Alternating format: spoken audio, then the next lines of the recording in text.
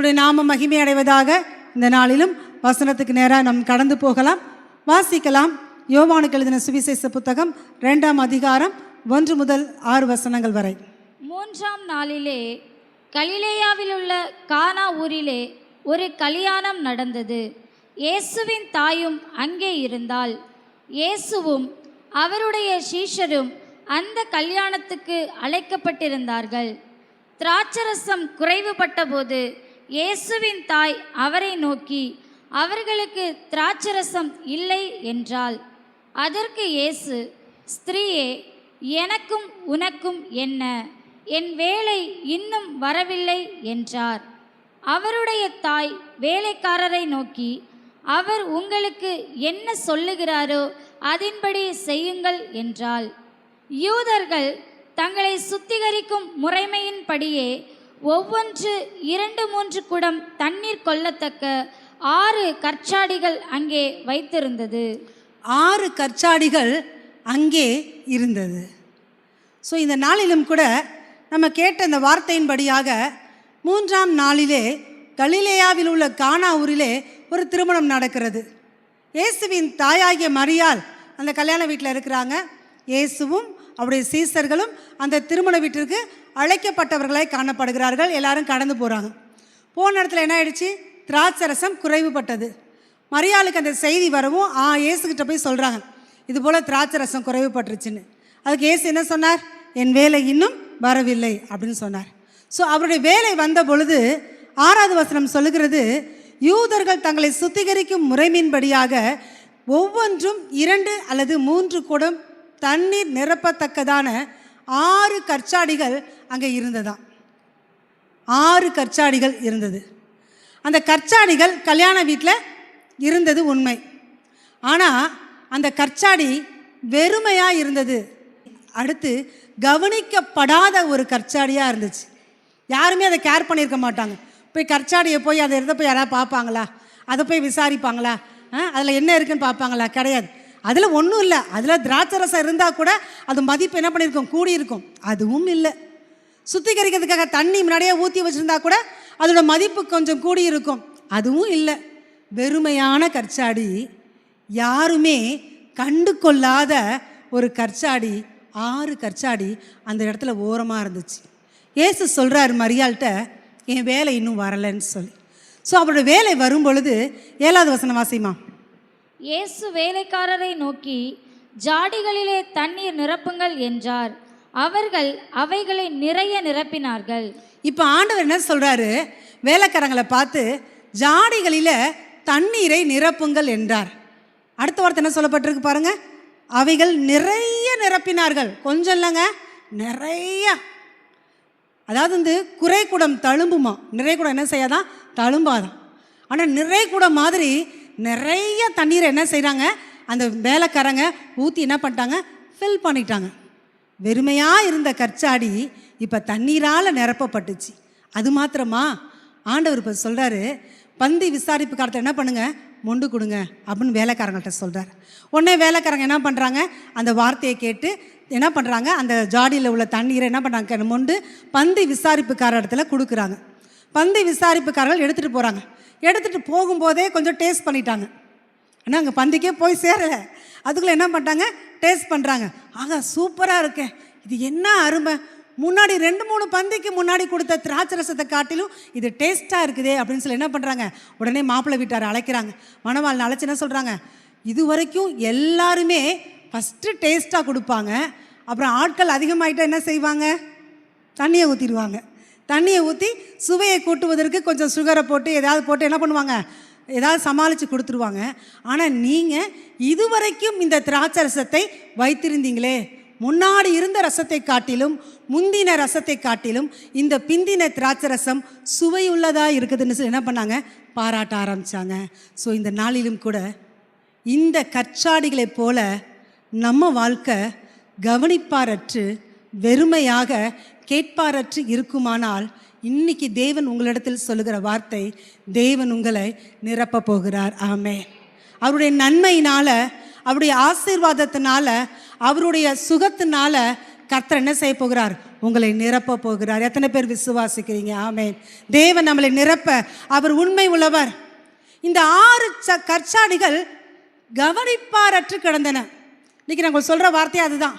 கவனிக்கப்படாதவைகள் தேவனுடைய கவனத்தில் வந்தன. எப்படிங்க? கவனிக்கப்படாதவைகள் தேவனுடைய கவனத்தில் வந்தன, தேவனுடைய பார்வையில் பட்டுச்சு. மனுஷங்க அந்த கற்சாடியை பார்க்கும் பொழுது ஒன்றுமே இல்லை, அதை கண்டுக்க மாட்டாங்க, அதை பார்த்துருக்க மாட்டாங்க.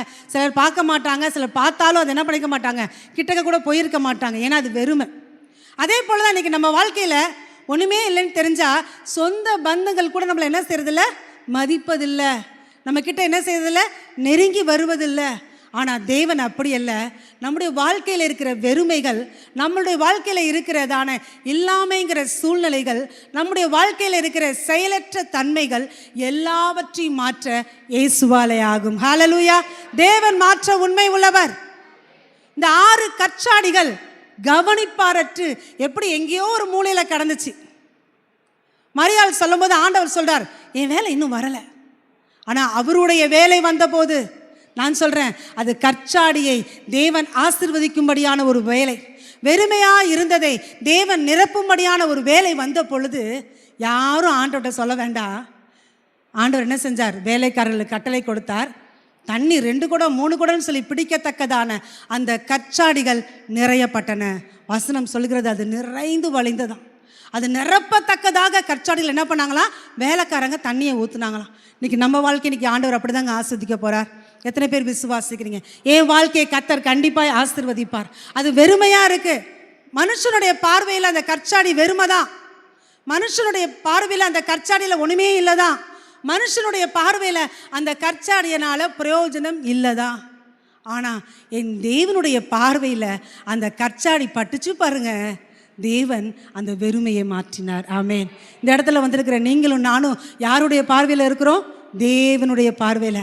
அவர் நம்மளை எங்கே வரைஞ்சி வச்சிருக்கிறாரு? உள்ளங்கையில் வரைஞ்சி வச்சிருக்காரு.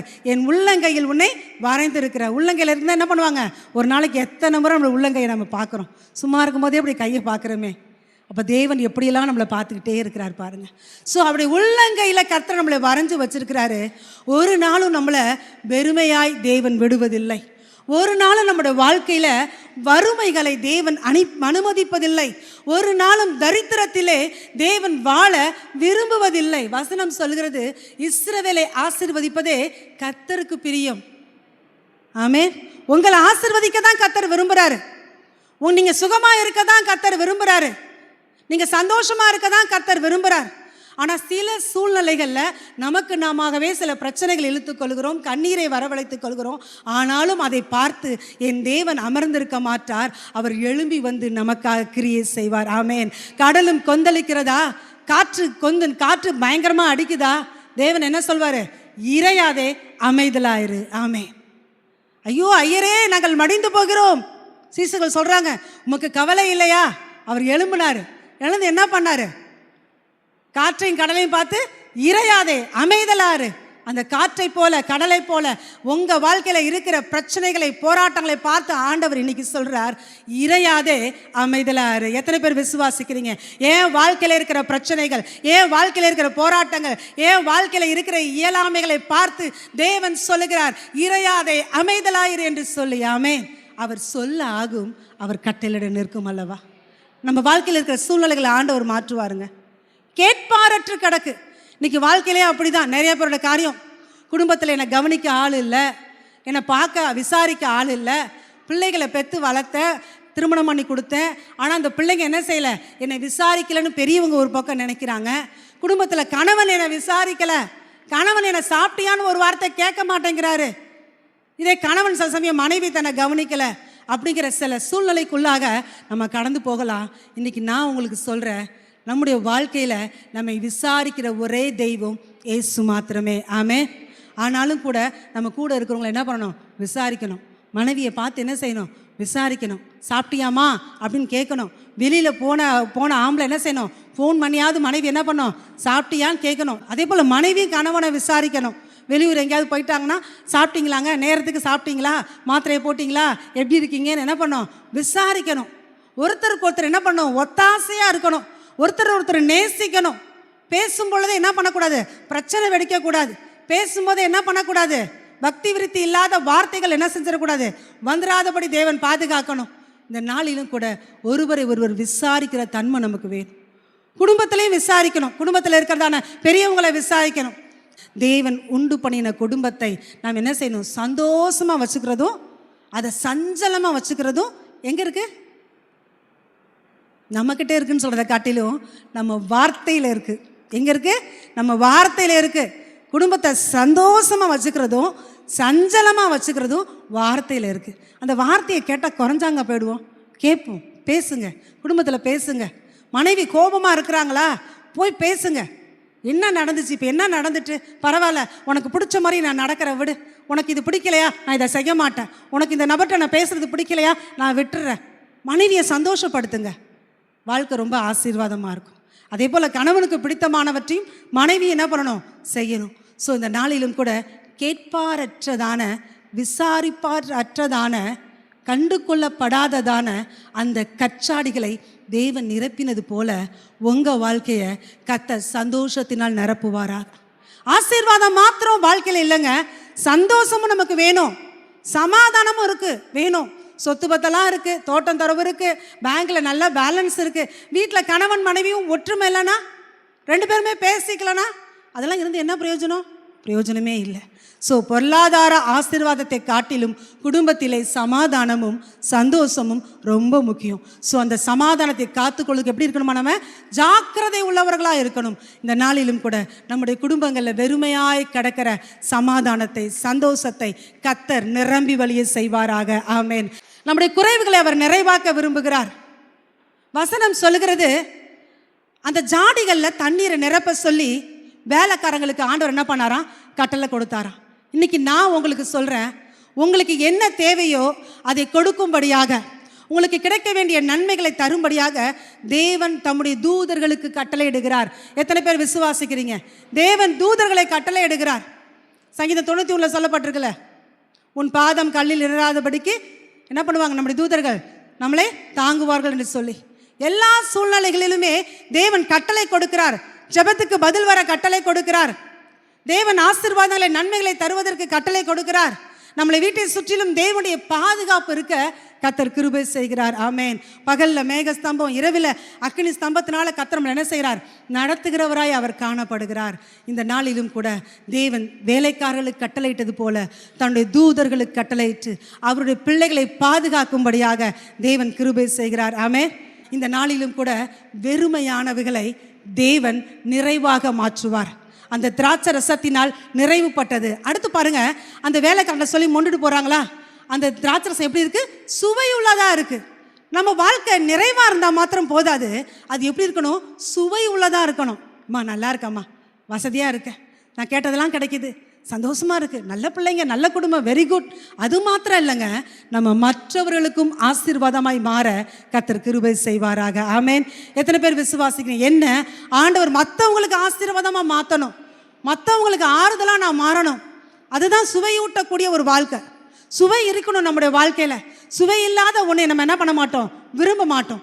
அப்போ நம்முடைய வாழ்க்கை சுவை ஏறணும்னா நம்ம என்ன செய்யணும்? தேவனால் ஆசீர்வதிக்கப்படணும், தேவனால் நிரப்பப்படணும். முக்கியமாக நான் சொல்கிறேன், உங்களுடைய வேலை வரும் பொழுது கர்த்தர் உங்களுடைய வாழ்க்கையில் இருக்கிற வெறுமைகளை மாற்றி, வறுமைகளை மாற்றி நிரப்ப செய்து, அந்த நிரப்பப்படுவது மாத்திரமல்ல, அது மற்றவர்களுக்கும் தேவன் ஆசீர்வாதமாய் மாற்றுவார். ஆமேன். நீங்கள் மற்றவர்களுக்கு பிரயோஜனமாய் மாறுவீர்கள். கர்த்தர் உங்களோடு இருப்பாரானால், நீங்கள் கர்த்தருடைய பிள்ளையாய் இருப்பீர்களானால் நிச்சயமாகவே கர்த்தர் உங்களை ஆசீர்வதித்து அநேகருக்கு ஆசீர்வாதமாய் மாற்றுவார். ஆமேன். உங்கள் ஜெபத்தின் மூலமாக அநேகர் ஆசீர்வதிக்கப்படுவாங்க. உங்கள் ஜெபத்தை தேடி ஜனங்க வருவாங்க. அக்கா ஜெபம் பண்ணிவிடுங்க, அண்ணன் ஜெபம் பண்ணி விடுங்க, நீங்கள் ஜெபம் பண்ணால் உடனே நடக்குது, எனக்கு உதவி செய்யுங்கன்னு சொல்லி கேட்பாங்க. உங்களை கொண்டு கர்த்தர் அநேகரை ஆறுதல் படுத்துவார். உங்களை கொண்டு கர்த்தர் அநேகரை சுகமாக்குவார். உங்களை கொண்டு அநேக ஜனங்களுடைய இருதயத்தின் காயங்களை தேவன் கட்டுவார். ஆமேன். எத்தனை பேர் இப்படி பயன்பட விரும்புறீங்க? ஆண்டோட சொல்லுங்க, ஆண்டவரே நீர் என்ன பயன்படுத்துங்கப்பா, என் வாழ்க்கை ஒரு சுவையுள்ளதா மாறணும். ஆமென். இருக்கிற நாள் வரைக்கும் மற்றவங்களுக்கு ஆசீர்வாதமா நம்ம மாறணும். நான் பாரமா இருக்குன்னு நினைக்கிறீங்களா? இல்லை, உங்களை கொண்டு கர்த்தர் பெரிய காரியத்தை செய்வார். நான் வயது முதிர்ந்து போயிட்டேன், என்னால் என்ன செய்ய முடியும்? இல்லை, நீங்கள் இருக்கிற இடத்துல ஜெபம் பண்ணி பாருங்க. உங்களுடைய சந்ததிகளை கர்த்தர் ஆசீர்வதிப்பார். உங்கள் பிள்ளைகளின் மூலமாய் கர்த்தர் உங்கள் குடும்பங்களை ஆசீர்வதிப்பார். ஆமென். இந்த நாளிலும் கூட வெறுமையான கற்சாடியை, கண்டு கொள்ளப்படாத கற்சாடியை, கவனிக்காத கற்சாடிகள் தேவனுடைய கண்களில் பட்டன. தேவன் அவைகளை நிரப்புவது மாத்திரமல்ல, அதை சுவையுள்ளதாக தேவன் மாற்றினார். ஆமென். தேவன் அப்படியே மாற்றுவாராக. இன்னொரு வசனம் வாசிங்க, பிலிப்பியர் 4:19. என் தேவன் தம்முடைய ஐஸ்வரியத்தின்படி உங்கள் குறைவை எல்லாம் கிறிஸ்து இயேசுவுக்குள் மகிமையிலே நிறைவாக்குவார். என் தேவன் தம்முடைய ஐஸ்வரியத்தின்படி உங்கள் குறைவை எல்லாம் கிறிஸ்து இயேசுவுக்குள் மகிமையிலே நிறைவாக்குவார். உங்கள் குறையை தீர்க்க தாங்க இயேசு இந்த இடத்துல வந்திருக்கிறார். உங்கள் குறைவை தீர்க்க தான் அவர் சிலுவையில் தன்னையே அர்ப்பணித்தார். நீங்கள் குறையோடு வாழக்கூடாது, நீங்கள் நிறைவை வாழ கர்த்தர் கிருபை செய்வாராக. ரெண்டாவது ஒரு காரியம், லூக்கா சுவிசேஷ புத்தகம் 5ஆம் அதிகாரம் 1 முதல் 4 வசனங்கள் வரை. பின்பு அவர் கெனேசரேத்து கடலருகே நின்றபோது திரளான ஜனங்கள் தேவ வசனத்தை கேட்கும்படி அவரிடத்தில் நெருங்கினார்கள். அப்பொழுது கடற்கரையிலே நின்ற 2 படவுகளை கண்டார். மீன் பிடிக்கிறவர்கள் அவைகளை விட்டிறங்கி வலைகளை அலசி கொண்டிருந்தார்கள். அப்பொழுது அந்த படவுகளில் ஒன்றில் ஏறினார். அது சீமோனுடையதாய் இருந்தது. அதை கரையிலிருந்து சற்றே தள்ளும்படி அவனை கேட்டுக்கொண்டு அந்த படவில் உட்கார்ந்து ஜனங்களுக்கு போதகம் பண்ணினார். அவர் போதகம் பண்ணி முடித்த பின்பு சீமோனை நோக்கி, ஆழத்திலே தள்ளி கொண்டு போய் மீன் பிடிக்கும்படி உங்கள் வலைகளை போடுங்கள் என்றார். போதுமா? இந்த இடத்துல 2 படகுகளை பார்க்குறோம். இயேசு அந்த கடற்கரை ஓரமாக போகும்போது 2 படகுகளை அவர் என்ன பண்ணாரா? கண்டாராம். வசனம் சொல்லுகிறது, கடற்கரையில் நின்ற 2 படகுகளை கண்டார். மீன் பிடிக்கிறவர்கள் அவைகளை விட்டு இறங்கி வலைகளை அலசி கொண்டிருந்தார்கள். 2 படகு மட்டுமா கடற்கரையில் நின்றுருக்கும்? எத்தனையோ படகுகள் இருந்திருக்கும். நிறைய மீன் பிடிக்கிறவங்க என்ன பண்ணுவாங்க? வேலையை முடிச்சுட்டு படகை கொண்டு என்ன பண்ணுவாங்க? கரையில் இழுத்து கட்டிட்டு வலையை என்ன பண்ணுவாங்க? அலசிக்கிட்டு இருப்பாங்க. அதில் 2 படகு தேவனுடைய கண்களில் பட்டுச்சான். அதே போல் இன்னைக்கு உலகத்தில் எத்தனையோ மனுஷங்க வாழ்ந்துட்டு இருக்கிறாங்க. ஆனால் உங்களையும் என்னையும் தேவனுடைய கண்கள் கண்டது. ஆமென். நம்மள ஆண்டோடைய கண்கள் பார்த்துச்சு. அதனால தான் இந்த இடத்துல வந்து அமர்ந்திருக்கிறோம். ஸோ 2 படகுகளை கர்த்தர் பார்க்குறாரு. மீன் பிடிக்கிறவங்க அதை விட்டு இறங்கி என்ன பண்ணுறாங்க? அலசிட்டு இருக்காங்க. அப்படின்னா என்ன அர்த்தம்? வேலை முடிஞ்சு போச்சு, இனிமேல் என்ன பண்ண மாட்டோம், மீன் பிடிக்கிறது இன்றைக்கி கிடையாது, இனிமேல் இன்றைக்கி நைட்டு தான் அப்படிங்கிற மாதிரி முடிவு. ஸோ வேலை முடிந்து விட்டது. ஆனால் அந்த இடத்துல படகு எப்படி இருக்குது? வெறுமையாக இருக்குது. சீமோன் பேதுரு சொல்றார், ராம் முழுவதும் பிரயாசப்பட்டோம் ஆண்டவரே, ஒன்று கூட அகப்படலை. அப்போ ராம் முழுவதும் அவங்க மீன் பிடிக்க பிரயாசப்பட்டுமே ஒரு மீனுமே என்ன செய்யலை, அவங்களுக்கு கிடைக்கல. வெறுமையான ஒரு படகு தான், அதுதான் தேவனுடைய கண்களை பட்டது. ஜனங்கள் வர்றதை பார்த்ததானே இயேசு அந்த படகுல ஒன்றில் ஏறினாரு, உட்காந்து பிரசங்கம் பண்ணுறாரு. ஜனங்க கர்த்தருடைய வார்த்தையை கேட்குறாங்க. அந்த படகு யாருடையது? சீமோனுடையதாக இருந்தது. ஆண்டவர் பிரசங்கம் பண்ணி முடித்த பிறகு சீமோனுடைய முகத்தை பார்க்குறாரு. வசனத்தினால நிரப்பப்பட்டுருச்சு, ஜனங்களுடைய மனசில் கர்த்தருடைய வார்த்தை வந்துருச்சு. ஆனால் அவருடைய முகம் துக்கமாக இருக்கிறத ஆண்டவர் நிச்சயமாக பார்த்துருப்பார். பைபிள் அப்படி சொல்லப்படலை. ஆனால் அவருக்கு என்ன இல்லை? வருமானம் இல்லை, மீன் பிடிக்கலை. இந்நேரம் மீன் பிடிச்சிருந்தா என்ன பண்ணியிருப்பாரு? சந்தைக்கு போயிருப்பாரு, வியாபாரத்துக்கு போயிருப்பாரு, மீனை கை மாற்றி விட்டுருப்பாரு, வியாபாரம் முடிஞ்சிருக்கும், கையில் காசு வந்திருக்கும். எதுவுமே நடக்கலை. சீமனுடைய முகத்தை நிச்சயமாக பார்த்துருப்பாரு. உடனே புரிஞ்சுக்கிட்டார், இவனுக்கு ஒன்றுமே கிடைக்கல, அவன் மனசு எம்டியாக இருக்குது, அவன் படகு எம்டியாக இருக்குது. உடனே சொல்கிறாரு, உடனே என்ன செய், ஆழத்தில் கொண்டு போய் வலையை போடு. இன்றைக்கும் ஆண்டவர் நம்முடைய முகத்தை பார்க்குறாருங்க. மனுஷன் முகத்தை பார்க்குறான், பார்த்துட்டு கடந்து போயிடுவாங்க. என்னமோ ஒரு மாதிரி இருக்க சொல்லுவோம், அப்படியா கேட்டுட்டு போயிடுவாங்க. ஆனால் தேவன் நம்முடைய முகத்தை பார்ப்பாரானால், தேவன் நம்முடைய இருதயத்தை பார்ப்பாரானால், அவர் அப்படியே கடந்து போகிற தேவன் அல்ல. அந்த பிரச்சனைக்குரிய காரியத்தை மாற்றி நம்முடைய முகத்தை மகிழ்ச்சியினால் நிரப்ப அவராலே ஆகும். தேவனுடைய பிள்ளைகளே, ஆமே. நம்முடைய முகம் அப்படியே அமைதியாக இருக்கிறத, ஏதோ ஒரு காரியத்தை மனசில் நினச்சி நம்முடைய இருதயம் துக்கப்படுகிறத கர்த்தர் பார்க்குறார். அன்னைக்கு அண்ணாளை கர்த்தர் பார்த்தார். பெனினால அண்ணாள் துக்கப்படுத்தப்பட்டிருந்தாள். அண்ணாள் தேவனுடைய ஆலயத்தில் அமர்ந்து செபிக்கிறா. அவருடைய உதடுகள் மாத்திரம் அசைந்தது. ஊழியக்காரனாகிய ஏலிக்கு அது புரியலை. அவள் குடித்து வெறித்திருக்கிறாள் என்று நினைத்தான். ஏன்னா அவன் மனசை பார்க்கல, முகத்தை தான் பார்த்தான். ஆனால் இருதயத்தை பார்த்த என் ஆண்டவர், அன்னாள் தன் இருதயத்தை ஊற்றி ஜெபித்ததை பார்த்த என் ஆண்டவர் அன்னாளை நினைத்தருளி அன்னாளுக்கு ஒரு சாமுவேலை கட்டளையிட்டார். ஆமென். நம்ம இருதயத்தை பார்த்து வேதனைகளை மாற்றுகிறவர் நம்முடைய ஆண்டவராகிய இயேசு கிறிஸ்து. இங்கேயும் சீமோனுடைய முகத்தை பார்க்குறார். அதனால தான் ஆண்டவர் சொல்லுகிறார், ஆழத்தில் கொண்டு போய் என்ன செய்யுங்க, வலைய போடுங்க. அப்போ ஆண்டவர்கிட்ட சொல்கிறாரு சீமோனு, முழுதும் பிரயாசப்பட்டேன், ஆனால் ஒன்றுமே எனக்கு என்ன செய்யலை, கிடைக்கல. ஆனாலும் உங்களுடைய வார்த்தையின்படி நான் என்ன செய்கிறேன், வலைய போடுகிறேன். அப்படி என்ன பண்ணுறாரு, புறப்பட்டு போகிறாரு. வலைய போடுறாங்க. வாசிங்க, தொடர்ந்து 6-7 வாசிமா. அந்தபடியே அவர்கள் செய்து தங்கள் வலை கிழிந்து போகத்தக்கதாக மிகுதியான மீன்களை பிடித்தார்கள். அப்பொழுது மற்ற படவிலிருந்த கூட்டாளிகள் வந்து தங்களுக்கு உதவி செய்யும்படிக்கு சைகை காட்டினார்கள். அவர்கள் வந்து 2 படவுகளும் அமிழத்தக்கதாக நிரப்பினார்கள். அமிழத்தக்கதாக நிரப்பினார்கள். எவ்வளோ பெரிய ஆசீர்வாதம் பாருங்க. இப்போ ஆண்டவர் சொன்னபடியே வலையை போட்டாங்க. மீன் எவ்வளோ கிடச்சிச்சா, மிகுதியான மீன்கள். அதாவது கவுண்டிங் பண்ண முடியாததுனால தான் இந்த இடத்துல மிகுதியான மீன்கள்னு சொல்லப்பட்டிருக்கும். இன்னொரு இடத்துல பார்த்தீங்கன்னா 143 பெரிய மீன்கள் சொல்லப்பட்டிருக்கும். அது கவுண்ட் பண்ணிட்டாங்க. இது கவுண்டிங் பண்ண முடியாத அளவுக்கு ஆசீர்வாதம், மிகுதியான மீன்கள். தேவன் அப்படிதாங்க நம்மளை ஆசீர்வதிப்பார். நீங்கள் எண்ணி முடியாத ஆசீர்வாதத்தை ஆண்டவர் தருவார். நீங்கள் கணக்கு பண்ண முடியாத அளவுக்கு தேவன் நம்மை ஆசீர்வதிப்பார். மிகுதியான ஆசீர்வாதத்தை ஆண்டவர் கொடுத்து, அடுத்து பாருங்க, அந்த படகுல இருக்கிறவங்க என்ன பண்ணுறாங்க, மற்ற படகுல இருக்கிறவங்களுக்கு சைகை காட்டி வர சொல்லி 2 படகுகளும் அமிழத்தக்கதாக தேவன் நிரப்பினார். ஆமே. தேவனுடைய ஆசீர்வாதம் அப்படி தான் இருக்கும். நம்ம மட்டும் அனுபவிப்பதல்ல, நம்ம மூலமாக மற்றவர்களும் அந்த ஆசீர்வாதத்தை பெற்றுக்கொள்ளும்படியாக கர்த்தர் கிருபை செய்வார். இப்போ 2 படகுமே மிகுதியான மீன்கள், அமிழத்தக்கதான மீன்கள்னால நிரப்பப்பட்டு படகு என்ன செய்து கரையை நோக்கி பயணம் செய்கிறது. நம்முடைய வாழ்க்கையும் அப்படிதான். வெறுமையான படகை தேவன் நிரம்ப செய்தது போல நம்ம வாழ்க்கையில் இருக்கிற வெறுமைகளை தேவன் மாற்ற முடியும்.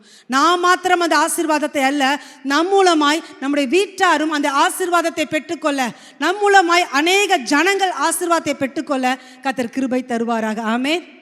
சாரிபாத் விதவை வீட்டில் பார்த்தீங்கன்னா எலியா சொல்கிறார், அவங்களே கொஞ்சம் மாவை வச்சு அதை சாப்பிட்டு சாக போகிறேன்னு சொல்கிறாங்க. அதுக்கப்புறம் மாவு அவங்களுக்கு இல்லை, ஆனால் கொஞ்சம் சின்ன அடையை கொண்டு வான்னு சொல்கிறார். எலியாவோட வார்த்தைக்கு கீழ்ப்படிஞ்சு அந்த அம்மா செய்யும்போது அவங்க மாத்திரமல்ல, அந்த வீட்டார், சாரிபாத் அம்மாவுடைய அந்த வீட்டார் பஞ்சம் முடிகிற வரைக்கும் அநேக நாள் என்ன பண்ணாங்களாம், சாப்பிட்டார்கள். அது வரைக்கும் அந்த வீட்டார் எங்கே இருந்தாங்கன்னு தெரில. ஃபஸ்ட்டு சொல்லும் போது சாரிபாத் விதவையும் அவங்க பையனும் தான் இருந்தாங்க. ஆனால் அங்கே ஆகாரம் இருக்குன்னு தெரிஞ்சவுடனே அவங்களுடைய ரிலேஷன்ஸு, பிரதர்ஸ் அண்ட் சிஸ்டர்ஸ் எல்லாம் வந்திருப்பாங்கன்னு நினைக்கிறேன். ஸோ அநேக நாள் அந்த வீட்டார் சாப்பிட்டு என்ன பண்ணாங்களாம், பஞ்சத்தில் திருப்தி அடைஞ்சாங்களாம். அதுதான் தேவனுடைய ஆசீர்வாதம். நம்மக்கிட்ட கொடுக்குற ஆசீர்வாதம் நமக்கு மாத்திரமல்ல, அதை நீங்கள் மற்றவர்களுக்கும் கொடுக்கும் பொழுது இன்னும் நீங்கள் பெருகுவீர்கள். ஆமென். ஏழைக்கு கடன் கொடுக்கிறவன் கர்த்தருக்கு என்ன செய்வான், ஆண்டவர் திரும்ப கொடுப்பார் என்று சொல்லப்பட்டிருக்கிறது. வாரி இறைத்தான் அவன் என்ன செய்வானா, விருத்தி அடைவான். அதிகமாய் பிசினித்தனம் உள்ள ஆத்மா என்ன பண்ணியுமா, அது செழிக்காது, அது வறுமை அடையும். உதார குணமுள்ள ஆத்மா என்ன செய்யும், செழிக்கும். கொடுத்ததெல்லாம் எனக்கு தான் எனக்கு தான் எனக்கு தான் அப்படின்னு வச்சிங்கன்னா அது அப்படியே தான் இருக்கும். ஆனால் நீங்கள் மற்றவங்களுக்கு கொடுத்து பாருங்கள், அதை பெருக செய்ய ஆண்டவராலே ஆகும். நமக்கு கொடுக்குற ஆசீர்வாதங்கள் அப்படி தான். நான் மாத்திரமல்ல, நம்ம கூட இருக்கிறவர்களுக்கும் அந்த ஆசீர்வாதத்தில் திருப்தி அடைய கர்த்தர் நம்மை பயன்படுத்துவார். இந்த கை என்ன செய்யும், அநேகருக்கு கொடுக்கிற கரங்களாக மாறும். இந்த நாளிலும் அந்த படகு வார்த்தையாலும் நிரப்பப்பட்டுச்சு, மீன்களாலும் நிரப்பப்பட்டுச்சு. காரணம் என்ன தெரியுமா, அந்த வெறுமையான கற்சாடி மாறணும்னா கர்த்தருடைய வேலைக்காக காத்திருக்கணும். உங்கள் வாழ்க்கையில் கூட தேவன் நியமித்த அந்த நன்மைகள் வருகிற வரைக்கும் சில காலங்கள், சில நேரங்கள் காத்திருக்க வேண்டியிருக்கும். யோசேப்புக்கு ஒரு தரிசனத்தை ஆண்டவர் கொடுத்தார், உடனே நிறைவேறிடுச்சா? தரிசனம் காணும்போது அவருக்கு 17 வயசு, பார்வோனுக்கு முன்னாடி நிற்கும் போது 30 வயசு. 13 வருஷம் யோசேப்பு அந்த தரிசனம் நிறைவேற அவர் காத்திருந்தார். தாவீத அந்த வாலிப வயசுல கர்த்தர் அபிஷேகம் பண்ணினார். ஆனால் தாவீது ராஜாவாகும்போது 30 வயசு. ஸோ அத்தனை காலங்கள் தாவீது காத்திருக்க வேண்டியிருந்துச்சு. ஸோ இந்த நாளிலும் கூட நம்முடைய வாழ்க்கையிலும் சில சூழ்நிலைகள் மாற தேவ சமூகத்தில் காத்திருக்கும் போது தேவன் அற்புதம் செய்வார். ஆமேன். இந்த படகுடைய அந்த வெறுமைகள் மாறும்போதுனா பேதுரு தேவன் சொன்ன வார்த்தைக்கு கீழ்ப்படிந்து நடந்தார். அதனால தான் அந்த அற்புதத்தை அவர் பெற்றுக்கொண்டார். நம்ம வாழ்க்கையிலையும் கூட வசனத்தை கேட்கிறவர்களாய் மாத்திரமல்ல, வசனத்திற்கு கீழ்ப்படுகிற இருதயத்தை கர்த்தர் நமக்கு தரணும். ஆமென். எல்லாரும் தான் கேட்குறாங்க. யார் கேட்கல? எல்லாரும் கேட்குறாங்க. சபைக்கு வராதவங்களும் வெளியில இருந்து கேட்குறாங்க. ஆனால் நம்ம என்ன செய்யணும்? கீழ்ப்படியணும். அதில் தான் ஆசீர்வாதம்.